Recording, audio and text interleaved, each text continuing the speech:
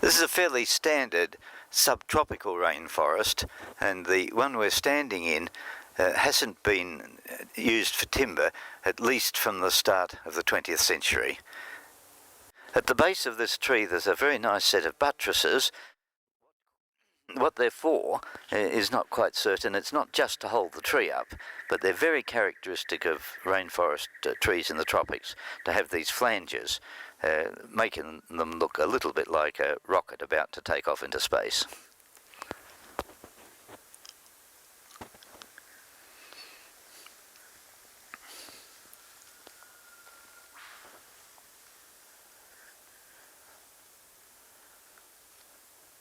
The trunk that we're looking at is the trunk of a palm that's known as Archontophoenix, and these adventitious roots that are coming off stems rather than other roots, act as stays, short wires, anchoring the plant to the ground.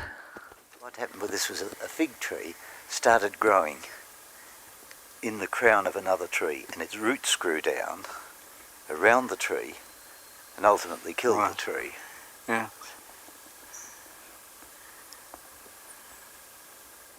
And then further down it's branching again, so it forms a corset about the tree trunk, and that tree trunk is now doomed. It will die, it can't expand, and the fig will be growing bigger and bigger up in the top. Cook had seen them. Cook actually landed on North Island. He landed everywhere he could get. And there's New Zealand flax there too, forming. And there's been a lot of discussion as to why Australia was settled, and there's no satisfactory explanation ever come up.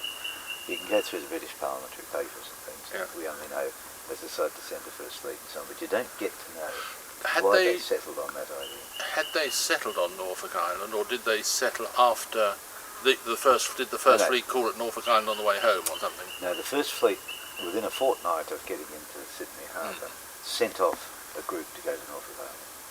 And I think the most plausible of the explanations as to why the British government wanted to settle Australia was that from Sydney you could get to Norfolk Island and get flax, which was in short supply, and to be an open eucalypt forest at some time. Yes. For that to get started. Yeah. And it's thought that perhaps 400 years ago this was much drier or something. Possibly there'd been a good fire. Yeah.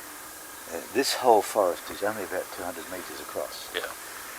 And at the turn of last century there's a big fire that burnt through. Yeah. And it's thought that this might have all been burnt out, started from scratch. Yes. But a few eucalypts got going. Yeah. And that's a survivor. There's no eucalypt seedlings, no young eucalypts.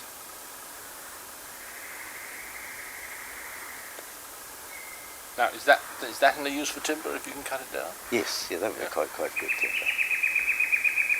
But cutting that down with an axe and a saw. Oh, they did all the time. Yeah. Yeah, the early days.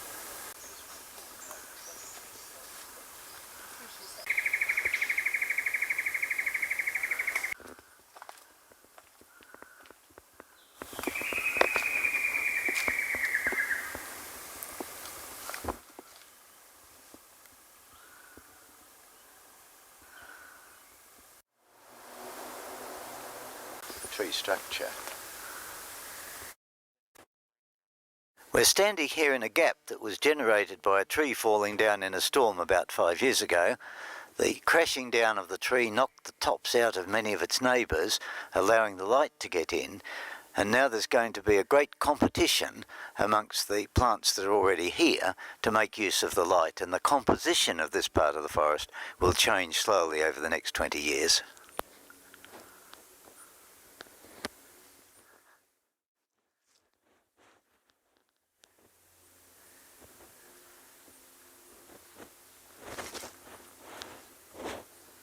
Before us is a tree fern. It doesn't look like a tree, but you can see it's got a single trunk with a crown of leaves on it as other tree ferns. And this one is the tree fern with the smallest trunk. It'll grow to about twice this height. And mechanically it's very interesting to consider how it can stand up in any case with that weight on the top.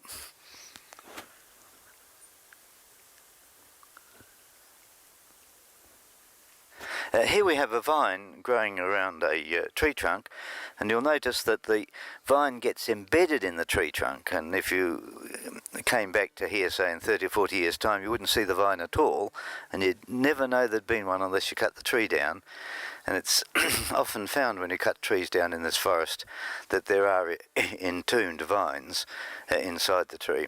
The other thing you'll notice is that, as seen from this side, the spiral is going upwards left to right, and this means that the plant is rotating anti-clockwise, and almost everything goes anti-clockwise. In this forest there's only 2 species that go the other way, and there is no explanation available at present as to why that's so.